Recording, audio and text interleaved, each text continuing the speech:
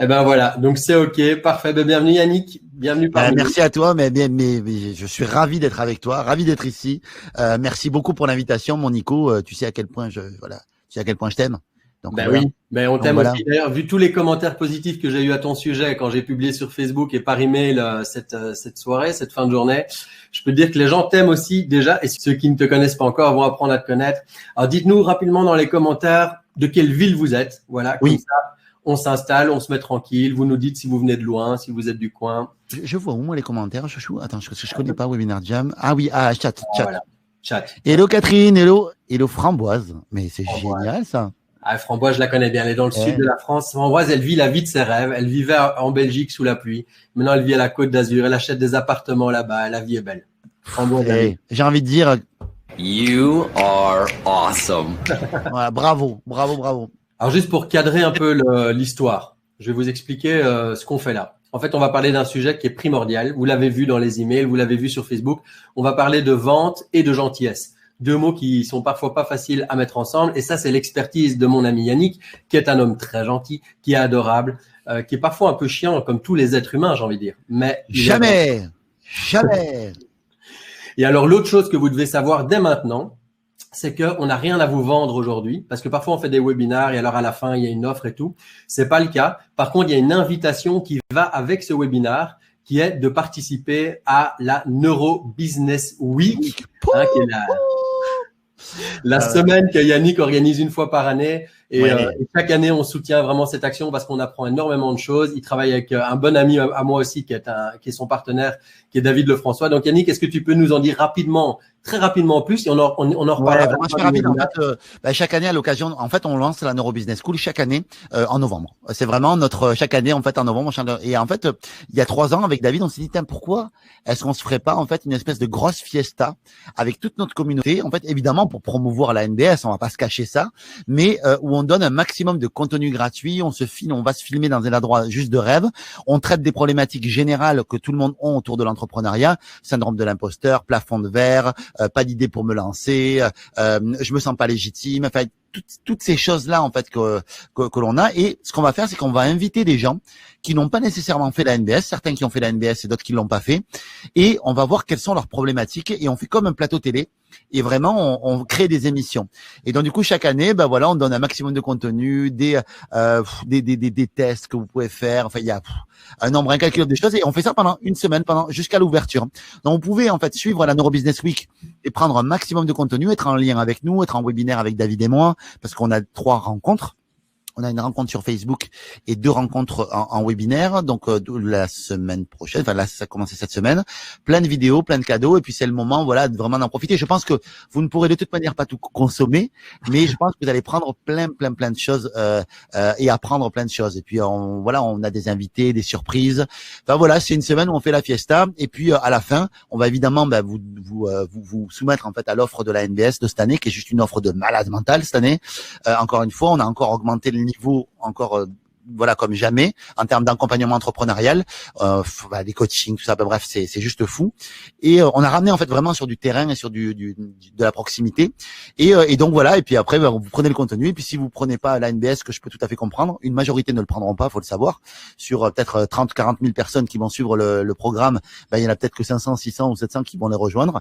Et c'est hyper ok pour nous. Nous, plus pour nous, je crois avec David, c'est l'impact qu'on a qui est important.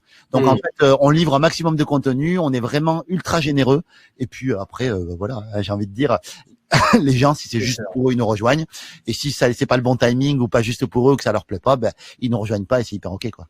Yes, mais donc dans tous les cas, moi je vais la suivre. Chaque année, je suis parce que c'est vraiment, ça sort de l'ordinaire. Il y a des émissions, on se croirait devant la télé, mais enfin avec du contenu inspirant, parce que quand vous regardez la télé, en général, ça a tendance à nous saper le moral. Là, c'est autre chose, hein. Ça nous donne envie d'entreprendre. Et vous le savez, Sandrine et moi, pour ceux je vais me présenter rapidement aussi. Il y en a peut-être qui nous connaissent pas, qui viennent par Facebook ou quoi, mais nous, on aide les gens aussi à entreprendre leur vie. Et Yannick a eu l'occasion de venir donner un séminaire sur notre scène. Nous, on aide aussi Yannick et. T'es venu sur la journée de l'audace, t'es venu sur plusieurs séminaires, me semble-t-il. Exact. Donc, on est devenus très amis, on est devenus très proches, et j'aime énormément c'est cette faculté de réconcilier la bienveillance, la gentillesse et du gros business, parce que voilà, vous savez, sur Internet, il y en a qui disent je fais des millions sur Internet, machin. Ben ici, c'est vrai, mais en toute humilité et avec beaucoup de bienveillance. Yannick et David génèrent énormément d'abondance sur le web grâce à leur stratégie, qui sont des choses que nous appliquons aussi. Et c'est vraiment, surtout en cette période de coronavirus et de tout ce qu'on est en train de vivre comme merdier, apprendre les stratégies de vente bienveillante, d'arriver à se positionner, à parler de soi, à proposer un service, un produit avec amour, avec le cœur. Ceux qui comprennent ça vont traverser la crise avec beaucoup plus aussi d'opportunités finalement. Et donc, on va rentrer vraiment dans le vif du sujet. Ce que je voudrais faire, je vais juste le faire maintenant, sinon je vais oublier. Je vais vous mettre juste un petit truc pour vous inscrire à la Neuro Business Week. J'ai mis une petite image là. Donc, c'est vraiment une semaine de formation gratuite. Donc, comme je vous l'ai dit au début, nous, on n'a rien à vous vendre maintenant. Maintenant, ceux qui veulent faire une semaine avec Yannick et David, faites votre chemin avec eux, apprenez, prenez un maximum, prenez des notes. Et puis, envoyez-moi un petit mail aussi pour me dire ce que vous aurez appris de cette Neuro Business Week. Ça me fera plaisir d'avoir des news. Nico, je me pose une question en fait. Est-ce qu'on peut faire un question-réponse? On a combien de temps? Comment ça se passe en fait? Donc ça, c'était la suite du cadre. Très bien vu. Donc, je propose… Non, mais c'est très bien. Je propose qu'on essaye de se fitter sur 1 heure parce que ton emploi du temps est bien chargé. Oui, c'est vrai. On peut quand je donne. Hein. Moi, j'ai un rendez-vous à 19h30, donc on va faire ça en 1h30. Laisse-moi le contrôle. Je vais gérer tout le reste. Alors, il y a le temps. Ce que je te propose, c'est qu'on fasse un peu en mode interview dans un premier temps sur ton sujet. Moi, je vais juste poser quelques questions et cadrer ça aussi avec toi. Et puis, dans un deuxième temps, on ouvrira les questions. Alors, et vous avez dans la fenêtre de chat, vous pouvez choisir entre chat mode. Donc, vous pouvez… Ou alors, vous tapez dessus, ça peut être Q&A mode. Donc là, on voit que ce sont des questions et ça nous met un petit point d'interrogation rouge. Comme ça, on voit que vous avez une question pour Yannick. Voilà. Excellent. Alors, Yannick, déjà, d'où vient dans ton histoire de vie cette idée de parler de gentillesse, en fait? Parce que c'est pas tous les entrepreneurs qui parlent de ça. Écoute, c'est assez curieux en fait. Je suis en fait. Tu étais là d'ailleurs ce jour-là. Tu étais là ce jour-là. Je suis invité par notre ami, mentor, frère Martin Latulipe à pitcher à son événement La meilleure année de votre vie. Je crois en 2016 ou 2017, quelque chose comme ça. Et donc à ce séminaire-là, en fait, Martin me présente. D'ailleurs, je peux envoyer la vidéo. Tu veux que je peux l'envoyer la vidéo ou pas? Parce que je l'ai là. Ah oui, vas-y. Ah, je l'ai. Alors, ça doit être un lien YouTube, je crois. Non, c'est pas un lien YouTube. Moi, je suis dans la technologie. Tu sais que au niveau technologique, je suis là. Donc bouge pas, je vais te l'envoyer. Magneto. Hop. Attends, moi j'enlève ma caméra de moi là. Ouais, bouge pas. Hop. Voilà. Et Martin, en fait, finalement, me présente de cette manière-là. On n'a pas le son, Yaya.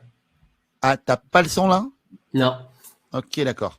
Et si je te l'envoie comme ça? Bon, je sais pas. Je suis peut-être le sais. Dites-nous dans les commentaires, est-ce que vous avez eu le son là? Vous avez entendu? Non, pas le son. Ok, bouge pas. Attends, et bouge pas 2 secondes. Hop, je vais faire un truc là. Et là. Non. Par contre, si tu me passes un lien YouTube, moi, je te le stream direct. Ouais, mais je l'ai pas. En fait, j'ai pas de lien YouTube là. Mon poulet, j'ai pas de lien YouTube. Je comprends même pas pourquoi ça se passe pas. Normalement, ça devrait passer. Là, t'entends ça? Ouais, ça j'entends. J'entends. C'est étonnant que ça passe pas. Normalement, ça passe par le même canal. Mais ok, écoute. En tout cas, Martin me présente. En fait, on va pas. C'est pas grave. Et du coup, Martin en fait me présente en disant, vous allez voir, Yannick, c'est quelqu'un de gentil. Et puis, vous verrez, en fait, c'est quelqu'un qui a bâti sa carrière autour de la gentillesse, de la bienveillance. C'est vraiment quelqu'un de gentil. Vous verrez, un très terre à terre, très gentil. Et dans sa présentation, en fait, par 2-3 fois, il dit gentil. Et moi, je suis à côté, en fait, finalement. J'attends en fait de monter sur scène. Et au fond de moi, je suis pas content. Je me dis, les mecs, pourquoi il dit pas que tu es un expert dans tel domaine ou expert dans tel domaine ou tel truc? Pourquoi, en fait? Et du coup, ça me fâche un peu. Donc, du coup, évidemment, je me montre pas, je lui fais un petit câlin, je suis contente.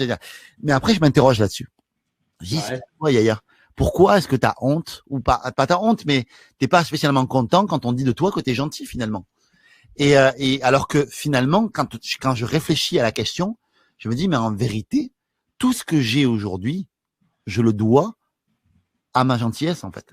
Si j'ai réussi commercialement, c'est parce que les gens m'ouvraient leurs portes et que les gens me faisaient confiance, c'était ma gentillesse.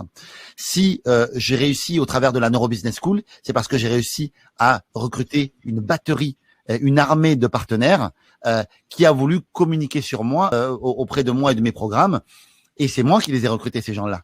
mais je les ai pas recrutés en voulant les recruter. J'ai juste recruté parce que j'ai rendu un service à un, puis à un autre. Mais il n'y avait pas d'arrière-pensée derrière. Hein. Juste, j'étais moi-même, c'est-à-dire gentil avec les gens, naturellement. Je donne. Moi, généralement, je suis quelqu'un de très généreux, je donne. Et donc, du coup, et ça, en fait, naturellement, je dis, mais en fait, en réalité, ma réussite, je la dois à ma gentillesse, en fait. Espèce de couillon, va.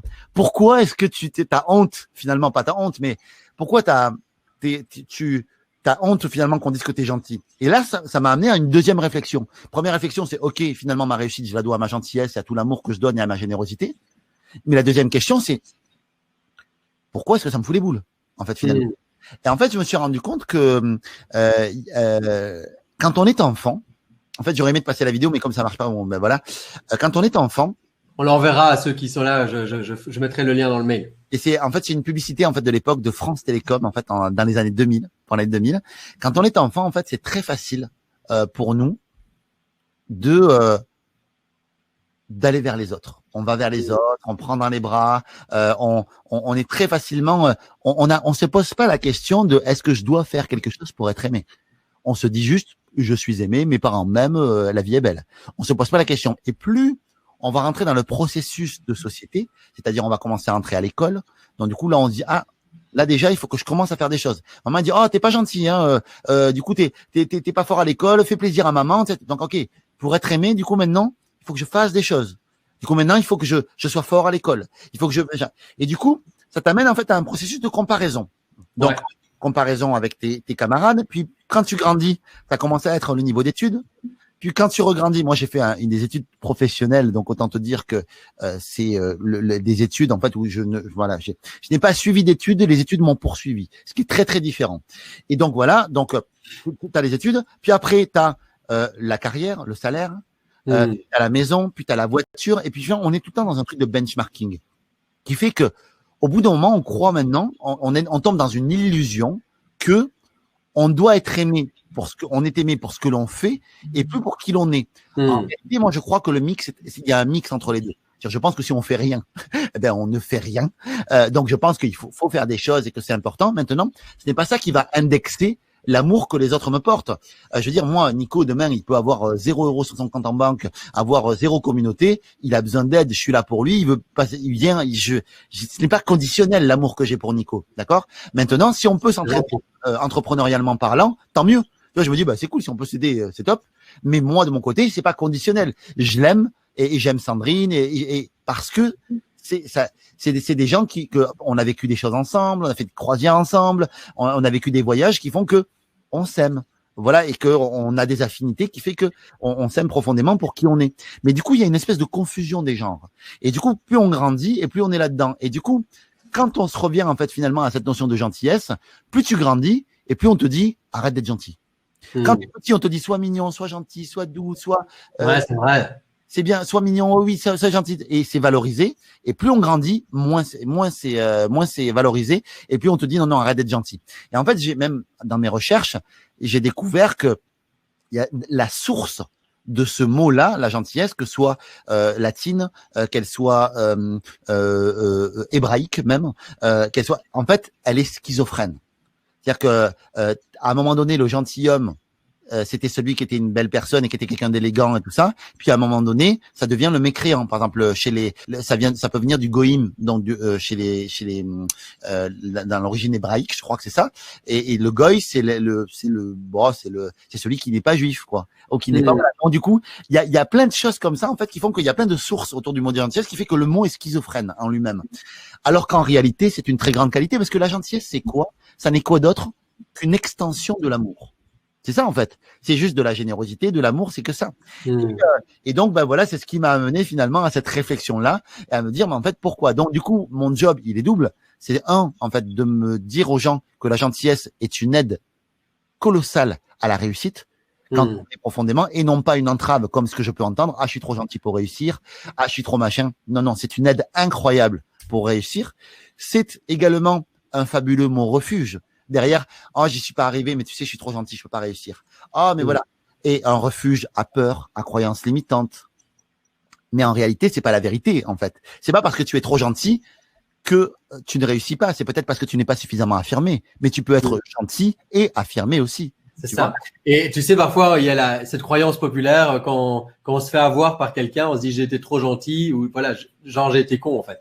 Est-ce que toi, dans ton parcours, tu as eu quand même des moments où ta gentillesse t'as joué des tours ou bien t'as toujours confirmé le fait qu'être gentil, ça amenait que du positif, tu vois? Il y a une réalité, en fait, c'est que tout le monde n'est pas gentil et tout le monde ne. En tout cas, je pense que tout le monde porte la gentillesse en lui, mais il y en a qui se résignent. Et donc, du coup, qui disent, non, la gentillesse, ça marche pas, j'ai été gentil une fois, je me suis fait avoir, voilà. Donc, il y a plusieurs choses à analyser là-dedans. Dans mon livre, on le voit très bien, mais il y a plusieurs choses à analyser de ça. La première, c'est pourquoi est-ce que tu es gentil? Donc, qu'est-ce que tu achètes avec ta gentillesse? Donc, ça, c'est une première vraie question qu'il faut se poser. Gentil, qu'est-ce que j'achète avec? Parce qu'en réalité, est-ce que j'achète pas de l'affection? Est-ce que j'achète pas de l'amour? Je veux dire, moi, des fois, je vais au restaurant, je paye l'addition. Je m'amuse à payer l'addition. Est-ce que j'achète pas quelque part le respect de l'autre en faisant ça? Est-ce que je ne lui enlève pas une réalité et une liberté est-ce que je le mets pas dans une situation de dette qu'il n'a pas demandé? Tout ça, c'est des questions que je me pose. Et je me dis, maintenant, j'essaie d'éviter, j'essaie de respecter, et j'essaie de me dire, tout le monde n'a pas les moyens que tu as. Maintenant, tu leur laisses payer l'addition, du coup. Ouais, moi, c'est bon, payez tous, payez pour moi, donc, rien à foutre. Voilà. Donc, il y a plein de choses, en fait, là-dessus. Il y a plein de choses à travailler autour de la gentillesse. Donc, et moi, je crois profondément quelque chose. Je crois que, tu sais, c'est un peu la phrase de Mère Teresa ou le texte de Mère Teresa, la prière de Mère Teresa qui dit, en fait, faites-le quand même. C'est un beau texte de Mère Teresa qui s'appelle Faites-le quand même, et dans lequel elle dit en fait, si tu es bon avec les gens, des gens te critiqueront, sois bon quand même. Ouais, et il y a plein de phrases comme ça qu'elle dit, fais-le quand même, fais-le quand même. Soit tu vas réussir et des gens seront jaloux de ta réussite, réussis quand même. Je dis dans la phrase. Enfin, elle est magnifique cette phrase. Enfin, ce texte et cette prière est magnifique. Et je crois en fait que c'est pas parce que des gens vont réagir salement ou connement à un acte de gentillesse qu'il faut arrêter d'être gentil pour autant. Ouais, bien sûr. Je crois beaucoup en la phrase crois en tout le monde, mais ne compte sur personne. Et moi, c'est ce que je fais. Je te donne du love. Moi, je suis un semeur. Je sème du love. Je te donne. Et des fois, je vais te donner à toi, mais moi, je vais recevoir d'une autre personne. Je sème pour les autres, je donne du love et j'attends rien de ce que je suis en train de semer. Je me dis, tu sais, vas-y, j'y vais. Et puis c'est quoi?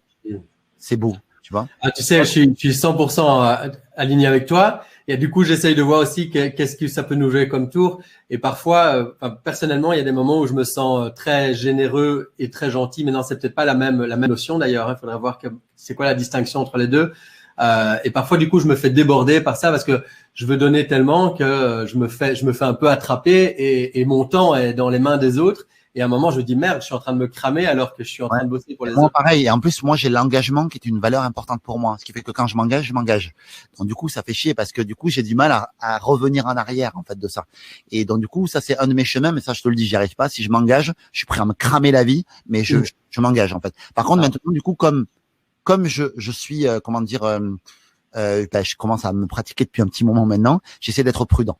Maintenant, de dire écoute, je sais pas ce que je pourrais. J'essaie d'être prudent et j'ai appris à te connaître et à pouvoir de temps en temps dire là c'est trop. Un peu. Je te cache pas que je me fais avoir quand même plein de fois encore. Et puis, on est tous sur le chemin de l'apprentissage là-dessus, quoi.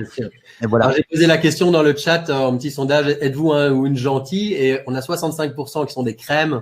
Et puis 34% qui disent parfois quand ils veulent. Et personne ici, il n'y a pas de méchant a priori dans la salle.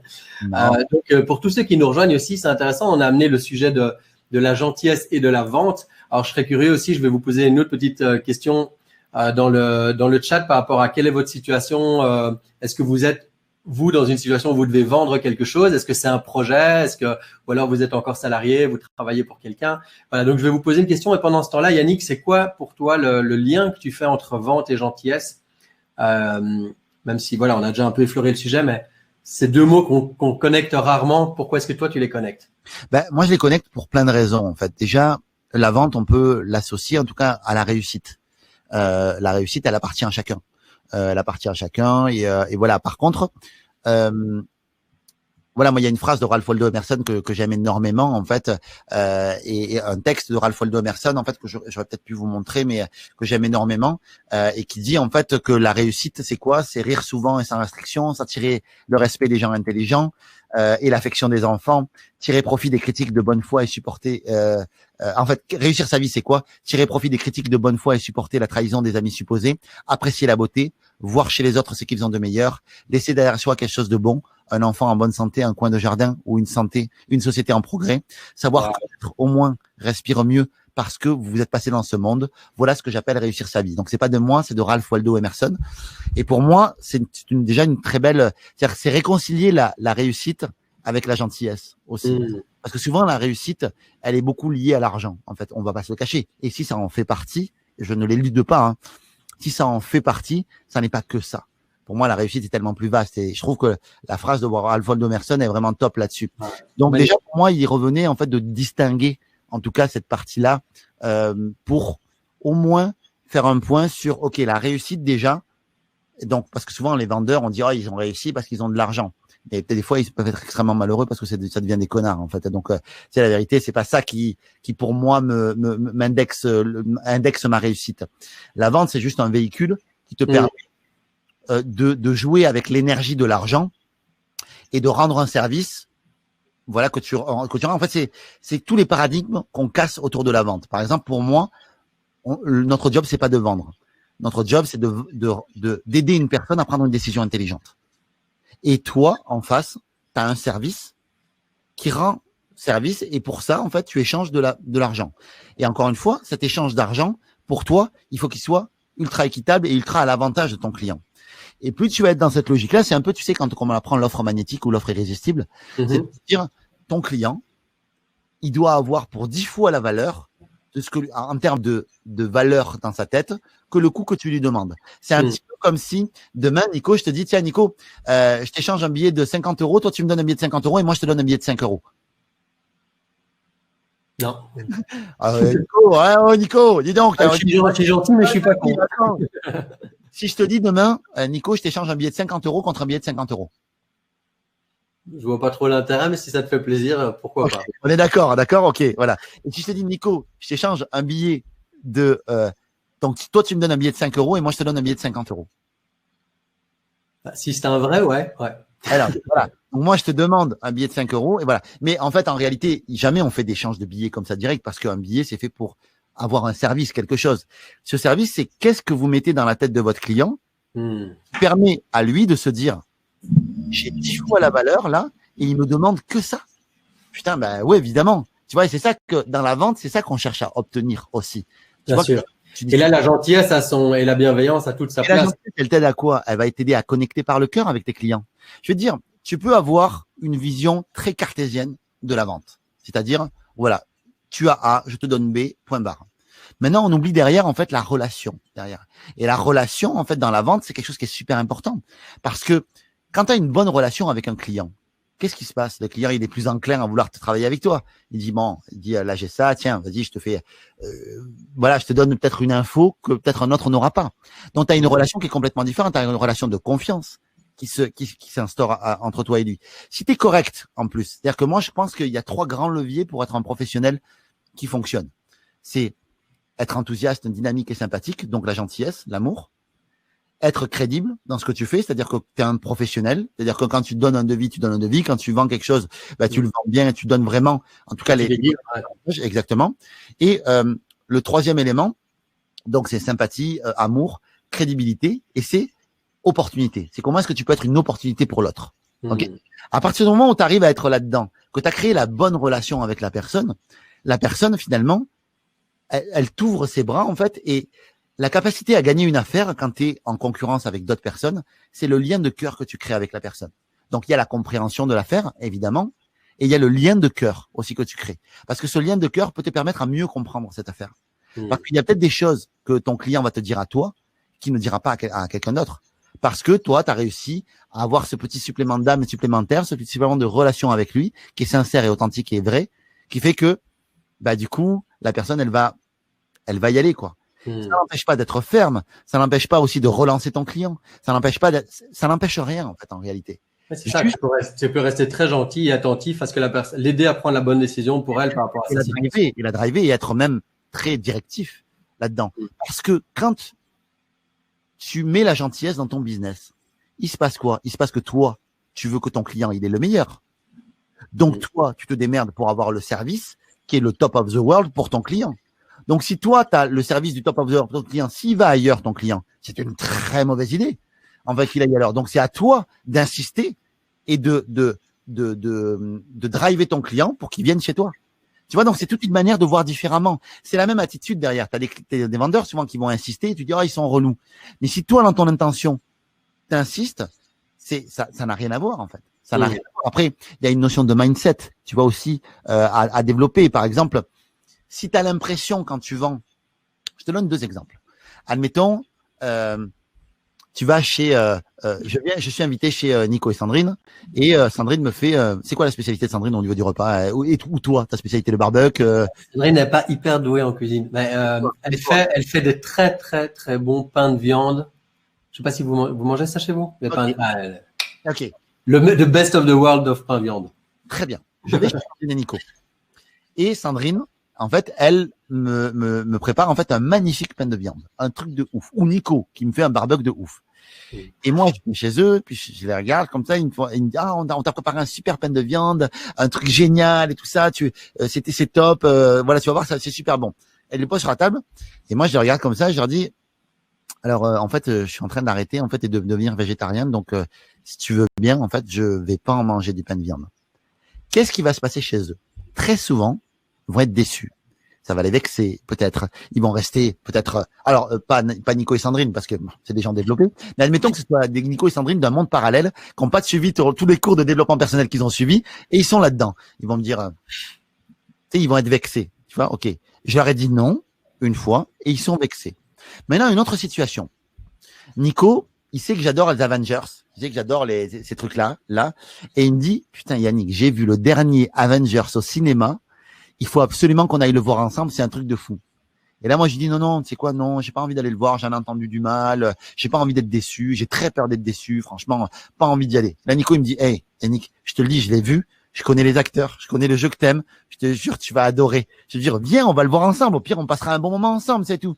Non, Nico, franchement, c'est cool, mais franchement, j'ai pas envie. Et là, 3 jours après, il revient, il me dit, hey, Yannick, t'es allé voir Avengers? Non, je suis pas allé le voir. Hey, tu sais quoi, viens, on y va là, on le prend maintenant. Il va insister, c'est bizarre. Je lui dis non. 2 fois, 3 fois, 4 fois, il a aucun scrupule, il a aucune manière à insister pour moi. Parce qu'on sait que c'est bon. Ouais. Il sait que c'est bon pour moi, d'accord? Et là, c'est une différence de posture là-dedans. C'est que si tu veux vraiment avoir une posture de gentillesse, la première chose, c'est déjà de te vendre ton produit à toi-même. C'est-à-dire de savoir que ton produit, il est bon. Mais ce qui est important, c'est aussi que tu vendes pas émotionnellement ta vie quand tu proposes un truc. Tu vois? Ça, c'est un acte de gentillesse vis-à-vis de soi-même. C'est-à-dire de pas vendre de ta vie, de te dire, ah bon? Ah ben, tu remets tout en question. Oui, même pas parce qu'il mange pas mon pain de viande, c'est sûr. Certains. Et donc, du coup, il y a 2 postures très différentes quand tu soumets quelqu'un à un message de vente. La première posture, c'est est-ce que tu es demandeur ou est-ce que tu es offreur? Dans la première posture, tu es demandeur. Tu dis, tiens, vas-y, mange mon truc. Et t'attends le jugement. Et du coup, t'es pas, t'as les boules. Dans la seconde, tu es offreur. C'est-à-dire que tu dis, non, viens. Je sais que ce sera bon pour toi. Dis-moi non, je m'en fous. Je sais que c'est bon pour toi. T'es offreur, tu sais que c'est bon pour l'autre. D'accord? Et c'est une posture différente parce que s'il te dit non, c'est l'autre qui fait une connerie, en fait, en réalité.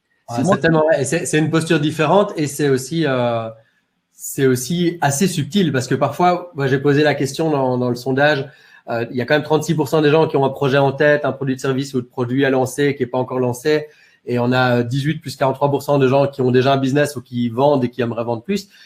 Donc tous des entrepreneurs dans l'âme. On sait que parfois quand on se lance au début, on a faim, on a envie que l'argent rentre et du coup on a envie que la personne en face de nous soit convaincue, même si c'est pas notre client idéal, même si on n'a pas vraiment envie de travailler avec cette personne. Dis vas-y, clique, achète maintenant parce que j'ai faim. Et du coup, parfois on est pris entre cette énergie d'aller chasser et le côté un peu, voilà, je sais que c'est bon pour toi. Donc comment est-ce que tu gères ça? Mais c'est pour ça qu'il est important en fait de se former à vendre. Je veux dire. Un bon professionnel, c'est un professionnel qui sait se vendre. Et c'est choquant ce que je dis. Parce que tu as des gens qui disent non, c'est pas vrai, moi je suis un super bon professionnel, j'ai été formé à telle chose, mes clients sont heureux, sont géniaux, tout ça et tout. Mais c'est pas vrai. Parce que un professionnel qui sait vendre, en fait, et c'est ça, c'est un truc de fou. Hein. Et ce que je vous dis peut certainement venir vous chercher, vous choquer. Mais un professionnel qui sait se vendre, il saura ensuite, comme il sait se vendre, il va savoir se payer les formations pour devenir encore meilleur, et faire en sorte finalement de mieux se vendre. Alors que celui qui se vend pas bien, il va être en mode survie, et du coup, il va peut-être se vendre, mais l'autre à côté, il aura upgradé parce qu'il saura utiliser l'énéagramme, il saura être formé à la processcom, il saura être formé à plein d'outils, qui fait que celui qui sait pas se vendre, il va plafonner et finalement, au final, va devenir mauvais. Je te donne un exemple, Samsung. Vous connaissez tous la marque Samsung. Sachez qu'à l'époque, j'avais un magnétoscope Samsung. C'était tout ce que tu achetais qui était Samsung, c'était du bas de gamme, c'était de la merde. Et le magnétoscope que j'ai acheté, que Samsung, il était même ouvert parce qu'il bouffait les cassettes.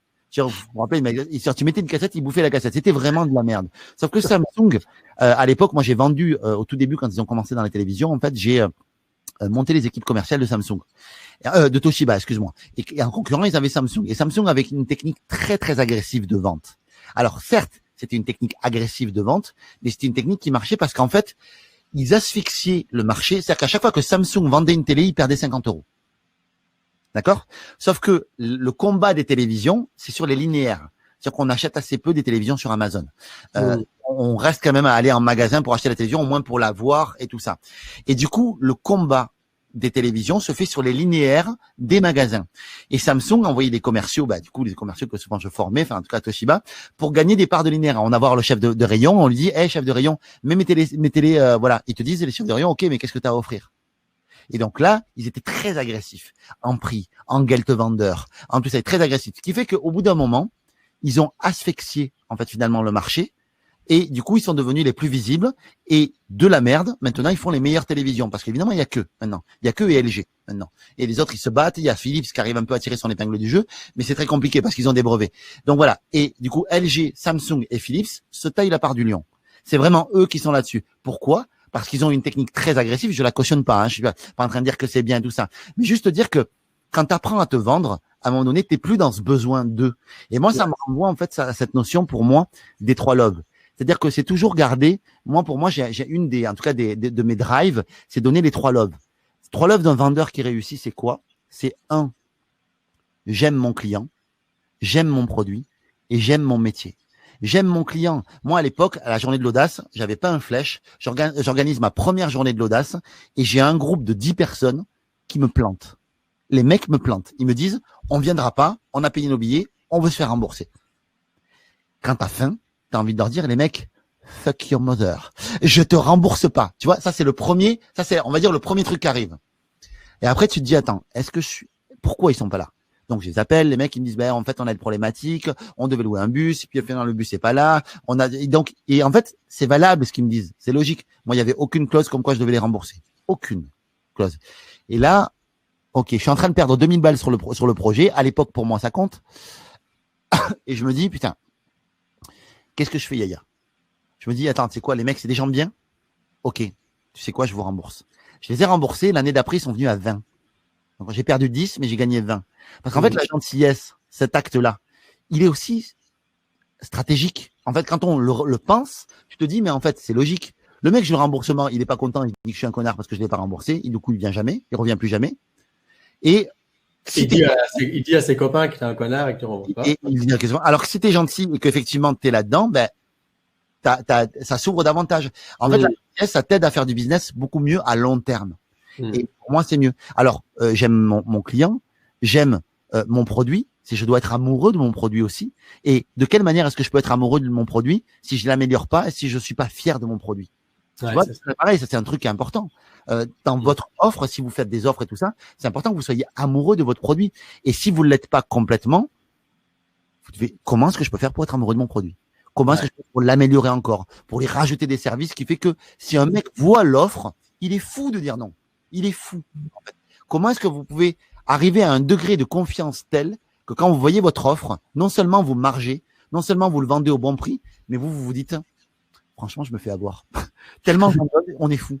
Mais il faut en arriver à ce degré-là pour avoir une offre vraiment magnétique qui, par elle-même, même si ta page de vente elle est pourrie, on s'en fout, elle va vendre parce que l'offre est tellement dingue, est tellement différenciante, et c'est ça qui est difficile. Hein. Ça fonctionne. Et après, j'aime mon métier, mais autant mon métier dans ma pratique de mon métier que parce que pour moi, on est tous bimétiers, on est tous bons dans son métier. Et puis bon aussi dans sa capacité à le vendre. On doit être excellent dans sa capacité à livrer son art, et autant excellent dans sa capacité à savoir le vendre. Parce que derrière, Si tu n'apprends pas à le vendre, tu n'es pas armé contre des concurrents qui sont peut-être moins bons que toi, qui vont rendre un moins bon service pour tes clients et qui, en plus, voilà, vont finalement faire du mal à tes clients. Et non, tu veux pas. Tu veux que ton client il vienne chez toi parce que c'est le meilleur service que tu proposes. Et si tu n'as pas ce degré de confiance-là, démerde-toi pour l'avoir. Ouais. Tu vas être un bon entrepreneur. C'est tellement important tout ça. Dites-nous dans les commentaires pour vous, quels sont les mots que vous associez au mot vente de manière très authentique, très naturelle, hein, dans le flow. Pour vous, la vente, c'est quoi? Et si pour vous, la vente, c'est de l'arnaque, c'est de la merde, dites-le aussi. Dites ce que vous avez sur le cœur par rapport à ça.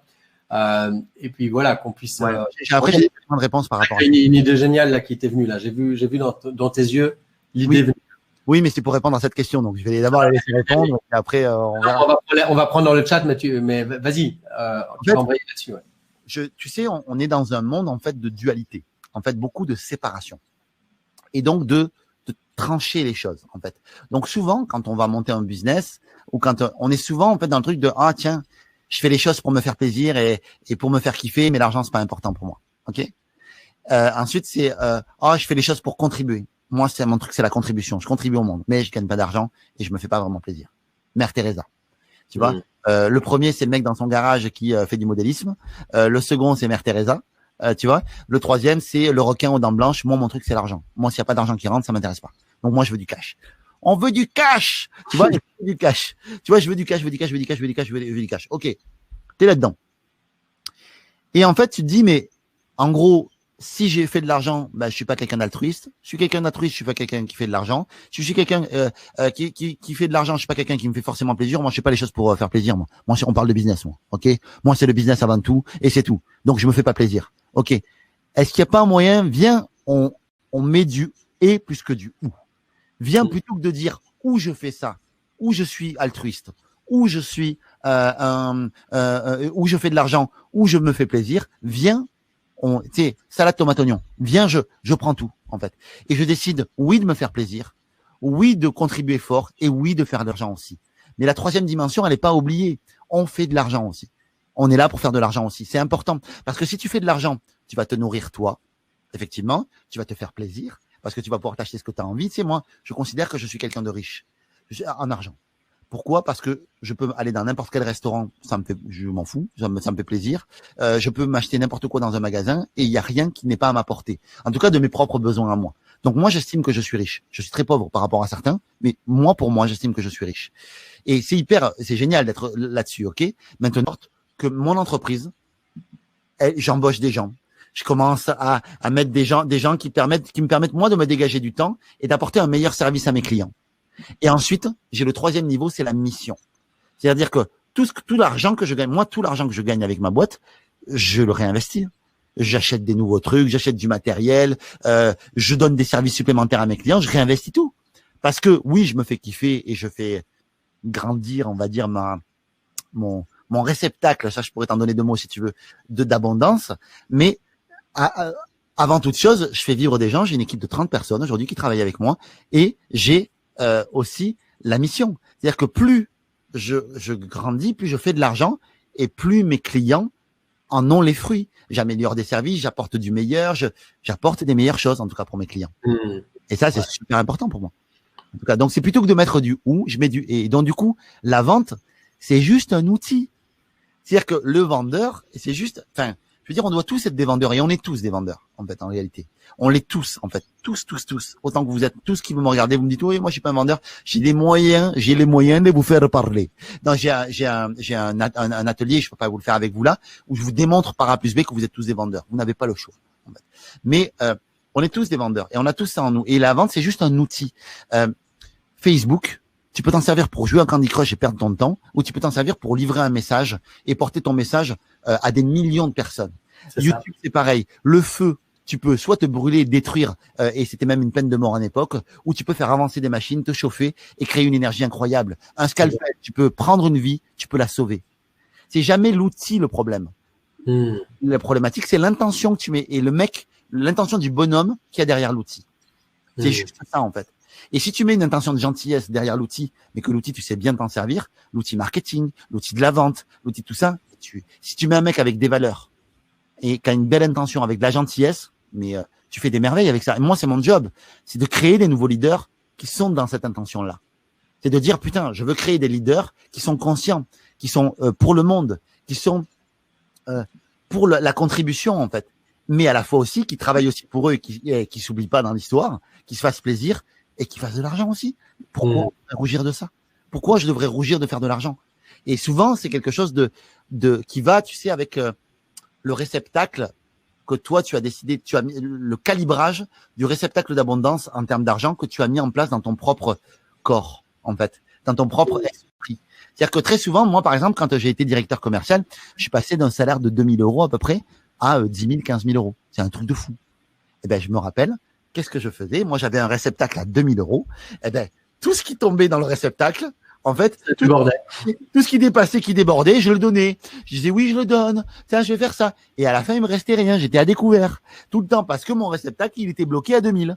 Et du coup, voilà. Donc, moi, j'ai dû faire un travail d'apprendre à agrandir mon réceptacle et à dire, ben, mon réceptacle, il faut que maintenant qu'il soit à 10 000. Comme ça, si j'accueille de l'abondance, ben, au moins, mon réceptacle, il apprend. Et il y a toujours, moi, je suis toujours on va dire en travail là-dessus, tu vois, jusqu'à ce que ton réceptacle il devienne limité. Et tu dis, bah écoute, j'accueille, et maintenant, qu'est-ce que je fais de cette abondance? C'est vraiment incroyable à quel point la psychologie de l'argent vient jouer aussi. Parce que quand on parle de gentillesse et de vente, c'est évident. J'ai vu dans vos commentaires que pour beaucoup, ben, la vente, ça peut créer un malaise, on peut se sentir comme un arnaqueur, etc. Le truc, c'est que si votre psychologie n'est pas réglée sur le fait que l'argent est OK si ça consiste à aider des gens. Et en fait, moi, j'aime toujours l'équation. Je dis ça à mes clients souvent quand ils ont un problème avec ce concept-là. De se dire, c'est très simple. Si tu apportes énormément de valeur à une personne et que tu transformes sa vie, ça vaut de l'argent. Et si tu touches beaucoup de ces gens-là, donc beaucoup de gens qui reçoivent beaucoup de valeur, ça fait beaucoup d'argent. Et parfois, on s'énerve sur les joueurs de foot en disant, mais enfin, ces gens qui font des millions, tu as juste envie de te dire, oui, mais gars, toute sa vie, ils sont entraînés et là, ils jouent à la télé. Et il est regardé par des millions de personnes qui boivent des chopes et qui mangent des chips en hurlant, en disant ce mec est génial. Évidemment qu'il est riche. Et moi, je trouve ça très, très beau qu'il soit riche. Oui, on peut débattre là-dessus. Mais simplement, il apporte de la valeur à beaucoup de monde. Et du coup, il gagne beaucoup d'argent. Donc, simplement, une fois qu'on est à l'aise avec ça, et je veux juste raconter une toute petite anecdote en lien avec mon réservoir financier, parce que j'aime cette idée-là. L'année passée, on est parti en tour du monde en famille avec Sandrine et les enfants. Et je suis parti vraiment en stress avec l'argent, mais grave. Parce que on partait en voyage, on avait notre petit business sur Internet. Moi, je m'étais imaginé, vous savez, la semaine de 4 heures où je peux siroter ma noix de coco sur la plage à Bali pendant que les ventes tombent toutes seules sur le téléphone. Sauf que c'est pas ça qui se passait. La machine n'était pas encore bien rodée et le fantasme de l'automatisation totale, en fait, c'est juste un fantasme, c'était pas un vrai projet pour moi. Et le truc, c'est que je me suis fait voler ma bagnole juste au moment de partir. Donc, je me suis fait arnaquer par un gars. Il était très gentil, mais vraiment faucheton, lui, au service de mauvaise valeur. Il est parti avec ma voiture. C'était un faux virement. J'ai jamais reçu l'argent. Donc, j'ai perdu 10 000 €. Tu m'avais raconté ça. Putain, t'étais pas bien. J'étais vraiment mal. Parce qu'en fait, ma valeur de justice je me sentais humilié, je me sentais honteux, et je me suis senti pauvre, en fait. Parce que c'était l'argent sur lequel je comptais pour mettre un toit au-dessus de nos têtes pendant une année de voyage, en fait. Donc, imaginez, dans ma tête, c'est comme si on partait au bout du monde sans argent, même si on avait un petit peu de réserve, mais il manquait 10 000 € au budget, donc ça faisait quand même mal.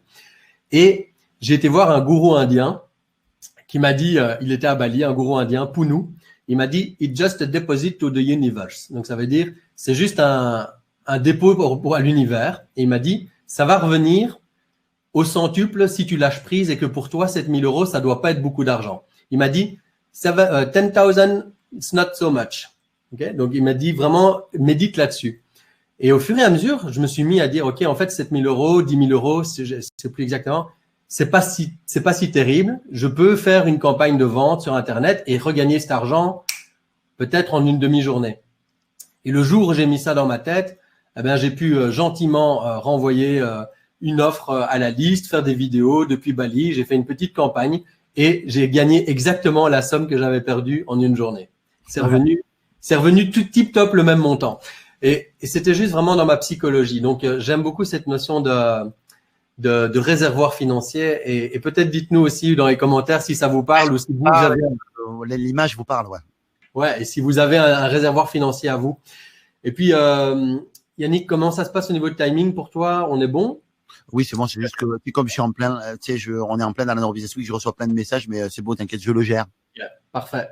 Donc, dites-nous si ça vous parle. Il y a eu un petit bug technique à un moment donné, mais les gens ont l'air d'avoir retrouvé la connexion. Donc Yannick, justement, par rapport aux gens, il y a une grande partie des gens qui sont présents avec nous et qui ont soit déjà un business ou qui ont un projet. Et parfois, bon, ça va pas assez vite, hein, surtout quand on est on est amoureux de son produit, on a envie de le faire connaître au monde entier. Et ça peut parfois être frustrant, justement, de pas développer suffisamment vite ses affaires, quoi, ou de pas pouvoir en vivre. Je crois que, en fait, dans l'entrepreneuriat, dans toute activité, en fait, ça marche un peu comme comme le décollage d'une fusée. Tu sais, une fusée, en fait, elle crame 80% de son kérosène juste pour sortir de la stratosphère, en fait. Et ensuite, pour aller sur la Lune, admettons. Et ensuite, tout le reste du travail, du trajet, finalement, pour aller sur la Lune, une fois qu'elle est lancée, c'est juste des ajustements. Des ajustements. Sauf qu'en fait, il y a un seuil critique à atteindre. Et ce seuil critique, pour l'atteindre, il te demande énormément d'énergie à dépenser pour extrêmement peu de résultats, finalement. C'est bon. En tout cas, c'est souvent ce qui, en tout cas, moi, c'est ce que j'ai vécu. et ce que toi, tu as vécu aussi, sûrement, Nico. Bien sûr. Ouais. L'impression de te voir les pierres et je crois que c'est toujours, être dans moi, j'aime beaucoup cette vidéo de Nick Vujicic. Je sais pas si vous le connaissez. C'est un homme qui a pas de bras, pas de jambes. Et en fait, j'aurais pu te passer la vidéo, mais comme le son passe pas, c'est délicat. Ça passe toujours pas là, si je fais ça? Non. Non, toujours pas de son. Bon, écoute. En tout cas, voilà. Donc du coup, il y a ce côté-là en fait où, en fait, Nick il explique que lui, il a pas de bras, pas de jambes, et que personne ne dit pas de chocolat, d'accord?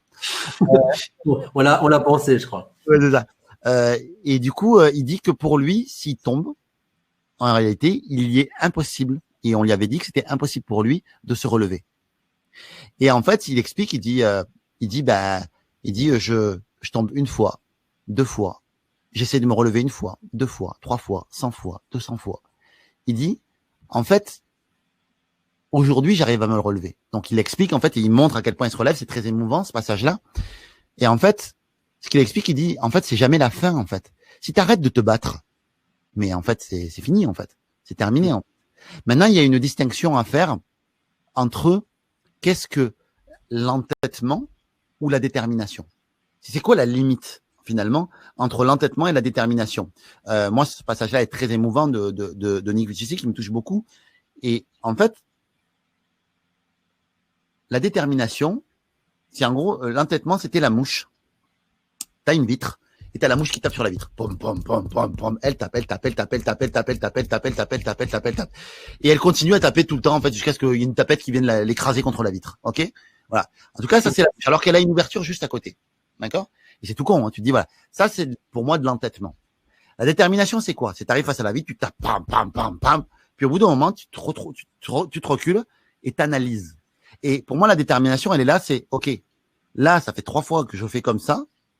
Ça n'a pas marché. Tu sors la tête et tu te mets en mode ouverture. Quelqu'un qui s'entête est fermé. Ouais, moi j'ai monté un business, c'est sûr ça va marcher. C'est certain ça va fonctionner le business. C'est sûr là j'ai choisi parce qu'il a la pression de sa famille, la pression de son mari, de sa femme, de machin qui dit ouais c'est quand que ça va marcher, c'est quand que ça va marcher. On galère. Donc tu dis non moi ça va marcher c'est sûr. Du coup ça met une pression aux gens qui fait que les gens se mettent, on va dire, se pendent par la langue. Tu vas se dire non t'inquiète pas là c'est bon c'est sûr et il n'y a pas pire chose quand on lance un business pour moi, que de se mettre dans cet état d'esprit-là, parce que ça vous met, du coup, en mode œillère. Et en fait, et vous vous mettez à taper, parce que vous dites, putain, on me regarde en plus en train de taper, putain, j'y arrive pas, et on me regarde, et on me juge, et on me critique, et on vous mettez à taper, en fait. C'est pas ça qu'il faut faire. C'est déjà, mettre de l'humilité, toujours. Dire, même si les gens disent, oui, mais ça va marcher au moins, ben, je sais pas. On va tenter, déjà. On va déjà essayer, et puis on verra. Déjà, ça va vous descendre une pression. Déjà, et ensuite, dire, OK. Je tape, pam, 2 fois, 3 fois, 4 fois, et j'y vais quand même. Hein. J'y vais avec véhémence, avec force, avec conviction. OK, je recule et maintenant je m'ouvre. OK. Un conseil? OK. T'as un conseil à me donner? OK. Donne-moi ce conseil-là. Tu penses que je dois aller par là? Quel est le raisonnement qui te permet de me dire que on en arrive là? Moi, j'utilise 3 tamis pour ça quand on me donne un feedback. Tu veux que je te les donne ou pas? Bah oui. Premier feedback, en fait, est-ce que t'es déjà passé par là et t'as déjà réussi en fait à ça. Ouais, c'est ça. D'accord, est-ce que tu l'as déjà réussi? Tu l'as pas réussi. Je vais prendre ton conseil, je vais enlever un petit 20% à ton conseil, d'accord, si tu veux bien. Je vais l'écouter. Il y a ceux qui ont les conseils parce qu'ils l'ont lu dans un livre, mais ils l'ont jamais essayé. Voilà. Donc, je vais prendre un 20%, d'accord? C'est ça. Après, deuxième tamis, c'est, OK, est-ce que tu as été à ma place à moi? Avec le véhicule que j'ai, avec le truc que j'ai, en train de taper là. Ah non, j'ai pas été à ma place. Bon, déjà, si t'as pas été aussi, tu veux dire, OK, voilà. Et le troisième conseil, ce troisième tamis, c'est, est-ce que toi, t'as les mêmes valeurs que moi? Parce que si pour passer, en fait, je dois égorger un petit enfant ou machin, tout, je vais pas y aller, tu vois. Donc voilà. Déjà, c'est les trois tamis. Mais malgré tout, même s'il a pas passé les trois tamis, je vais quand même, je vais dire, OK, je vais quand même écouter et me dire, tiens, j'ai pas d'autre solution. Bon, ben, écoute, on va essayer ça. OK. Et j'y vais. Bam, bam, bam. J'y vais, je recule toujours. Et je vais toujours chercher des solutions et me mettre, pour moi, la détermination, c'est avoir aussi une dynamique d'ouverture. Et ça, c'est hyper important, en tout cas. Ça. Donc, pour reboucler avec la, excuse-moi. Ouais, sur la question, du coup, qu'elle nous posait, en fait, j'arrive pas, c'est compliqué. Bah, déjà, essayer de t'enlever de la pression par rapport au fait d'y arriver absolument. Moi, pour moi, l'entrepreneuriat, c'est un jeton. Je joue un jeton. Et des fois, j'ai un jeton de 2 ans parce que j'ai du chômage. Et du coup, j'ai un jeton de 2 ans pour me lancer. Et des fois, ce jeton-là, tiens, je suis arrivé au bout de ce jeton-là. OK, bah, je reprends un job de salarié et puis je me démerde pour pouvoir me refinancer un nouveau jeton. Et c'est comme quand tu vas à la fête foraine. Je veux dire, tiens, à un moment donné, tu joues. Et puis voilà. Et puis tu dis, bon, OK, je vais. C'est marrant que tu racontes ça parce qu'on était aujourd'hui avec Sandrine dans le bureau. On est en train de recruter une nouvelle personne dans notre équipe. Maintenant, il y a encore 6 mois, on était juste elle et moi. Pour vous dire, avec quelqu'un qui nous aide en assistance administrative depuis 6 mois, 8 mois. Et puis, on a Adrien dans l'équipe. Maintenant, on est 4. Et là, on est en train de recruter une 5e personne. Et je disais à Sandrine, mais on n'est pas un peu fou? Et elle me dit, ben oui, on est un peu fou. Je dis, mais et si on voyait juste ça comme si on jouait un truc en plus, quoi. En disant, voilà, on verra bien ce que ça donne. On essaye, on se met des objectifs. Et c'est vraiment tellement ça, l'entrepreneuriat, c'est en permanence jouer avec vous-même entre le sentiment de oui, c'est la vérité, parce que c'est sûr que c'est votre argent, que c'est parfois avec ça, c'est avec ça qu'on bouffe, c'est avec ça qu'on se loge, donc il faut faire gaffe. Et en même temps, il n'y a pas d'entrepreneuriat sans jeu, quoi. Il n'y a pas d'entrepreneuriat sans j'essaye et je vois ce que ça donne. Et toujours poser des actions et lâcher prise sur le résultat, c'est vraiment la clé la plus importante à comprendre. Je crois profondément qu'en ce moment, il n'y a pas meilleur moment pour jouer un jeton. Le monde est en pause. Le monde, personne vous en voudra.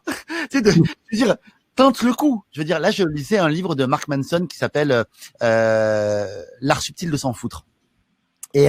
Et ça me fait rire, en fait, il m'a un peu fait rire ce livre-là, il me fait rire, en tout cas, je le trouve sympa. Qu'est-ce que j'ai à perdre à me lancer? Et c'est toujours pareil, en fait. Qu'est-ce que vous avez à perdre à vous lancer? Et surtout, qu'est-ce que vous avez à perdre à pas vous lancer? Et moi, je crois que c'est une vraie question qu'il faut se poser. Moi, je crois qu'il n'y a pas meilleur moment que se lancer là, quoi. Enfin, c'est clair. Alors, je veux pas dire un truc qui va faire une polémique, mais par exemple, Jessica qui dit c'est chaud de cumul emploi salarié et projet à côté. Bon, moi, je l'ai fait pendant 2 ans. Hein. J'avais mon job de salarié, j'ai lancé. Ingénieur, toi, tu faisais un côté infopreneur, t'étais ouf. Ouais, non, mais attendez, les gars, on est en télétravail, donc.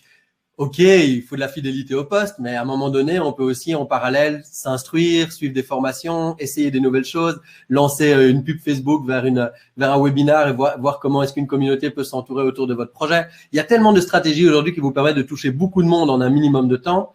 Moi, j'aime bien, je retiens ça de cette conférence, Yannick, c'est il n'y a jamais eu de meilleur moment pour jouer un jeton, quoi. Mais oui. Joue un jeton, joue une pièce. Et si tu la perds, tu dis, bah, combien elle m'a coûté la pièce? Bon, OK, bah, il faut que je retrouve une nouvelle pièce. Et puis voilà. Et moi, je veux dire, tant que je suis vivant, je veux dire, même si je n'avais pas la réussite que j'ai aujourd'hui, et Dieu bénisse, je suis très heureux. Merci. Merci Dieu. Merci la vie. Merci l'univers. Merci tout ce que vous voulez. Merci Nico. Merci tout le monde. Merci les copains. Mais, je veux dire, je serais encore en train d'essayer des jetons, hein. Je le sais. Je me connais. Je serais encore en train de dire, j'aurais pris peut-être un job de commercial quelque part par là, machin, mais je rejouerai encore des jetons. Demain, je fais faillite, je dis, OK, comment est-ce que je peux faire pour rejouer un jeton? Et je rejoue des jetons. Et je ne lâcherai rien. Et tant que je suis vivant, je joue. Il est hors de question que je maigrisse. Alors, pas de maigrir, mais, hors de question de maigrir. Que tu deviens aigri. Que je devienne aigri. Voilà, merci. Merci beaucoup. Heureusement, il faut un mec qui parle français quand même. Tu vois, dans le groupe. C'est que je maigrisse, ça marche. Hein. C'est juste. Voilà. C'est confus. Il y a un concept vraiment très important aussi juste derrière ça, et je le sens vraiment profondément en moi et parmi les clients qui nous entourent aussi. C'est qu'une fois qu'on sait qu'on peut vendre, on se sécurise, parce qu'on sait que si on se plante, on trouvera toujours un truc à un nouveau projet et on connaît les stratégies. En fait, les stratégies de la vente, et je peux vous dire, moi je suis ingénieur civil, j'ai étudié la technique, j'ai fait des équations, des polynômes, des machins dans tous les sens qui m'ont jamais servi à rien. Franchement, j'ai l'impression d'avoir perdu 12 ans de ma vie. Bon, j'ai travaillé dans les big pharma, dans les trucs de vaccins et tout, avec les méchants, machin. Et derrière ça, j'ai appris depuis 3-4 ans l'art de la vente. Honnêtement, ça m'éclate. Et je sais que je me suis mis d'une certaine manière à l'abri parce que je peux assez facilement. Demain, vous me dites, va vendre des vélos avec bienveillance et gentillesse. Si le vélo me plaît, là, les vélos cow-boy électriques belges que j'aime bien, je me suis même dit, ça, je pourrais aller vendre sans problème. C'est facile. Parce qu'une fois qu'on aime le produit et qu'on aime les gens, on sait surtout comprendre quelles sont leurs difficultés, leurs problèmes, leurs frustrations et qu'est-ce qu'on vient positionner comme produit ou comme service face à ça. Et une fois que vous avez compris ça, vous avez tout. Et c'est pour ça que je vous encourage vraiment à vous former à ça. Vous pouvez vous former avec cette semaine avec Yannick et David avec la Neurobusiness Week. Vous allez beaucoup parler de vente. Je suppose que vous parlez énormément de ça, évidemment. Oui, on parle de mindset, de vente, de plein, c'est surtout mindset en fait. Mais voilà, c'est ça. Je peux te raconter une histoire qui va étayer en fait ce que tu dis là. Ben ouais.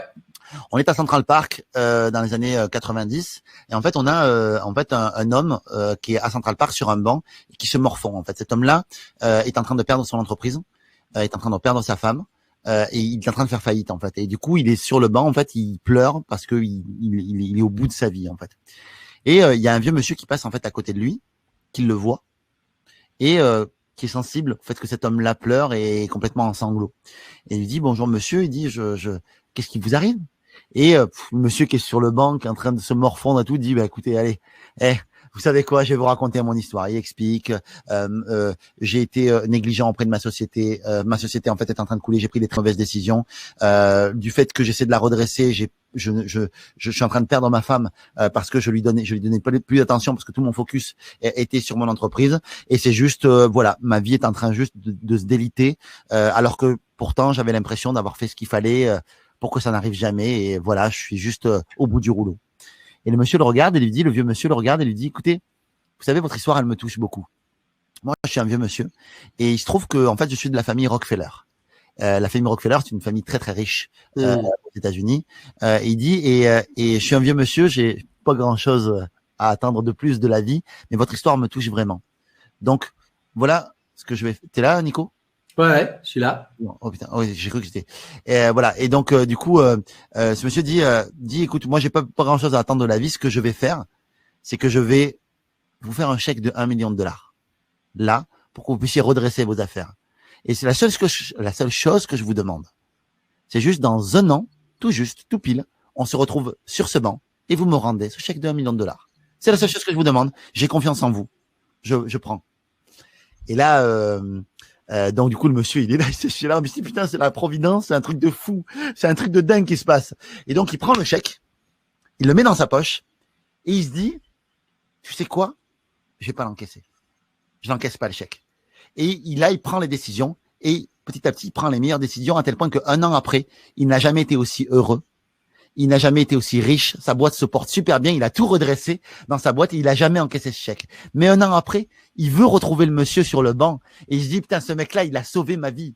Je veux dire, il m'a sauvé la vie. Donc, il est avec son chèque, il cherche sur le banc, il le trouve pas. Il regarde à droite, à gauche, toute la journée. Il se dit, putain, pourquoi il est pas là? Et puis, à un moment donné, il tombe sur un groupe d'infirmiers. Il va voir les infirmiers, il dit, écoutez, madame, je me permets de vous raconter mon histoire. Il raconte l'histoire, je cherche le monsieur, il est tout le temps là, il est tout le temps sur ce parc, tout ça, il explique ça. Et elle le regarde et dit, j'espère que vous me parlez pas de monsieur Rockefeller. Il dit, si, typiquement, c'est lui, en fait.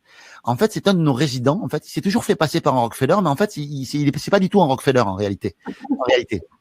Et la morale de cette histoire, elle est dingue. C'est qu'en fait, ce chèque de $1 million que lui, il avait dans la poche, pour vous, ça va être cette capacité, cette certitude à savoir que vous savez vendre, que vous savez faire du business. Et qu'est-ce qui peut vous permettre de penser que vous avez ce chèque de $1 million? Moi, mon chèque de $1 million, c'est d'avoir des amis comme Nico, c'est d'avoir des amis comme David Lefrançois, comme François Lemay, comme Martin Latulippe, comme tous ces gens qu'on a au cercle, comme Caroline Gauthier, comme toutes ces personnes, comme Nathalie Cariou, ces gens qui sont merveilleux, tu vois, qui sont des gens incroyables, qui font que ma certitude à toi, mon chèque de $1 million, c'est quoi? C'est mon savoir-faire entrepreneurial aujourd'hui que j'ai acquis et les certitudes que j'ai aussi. Ça, c'est mon chèque de $1 million.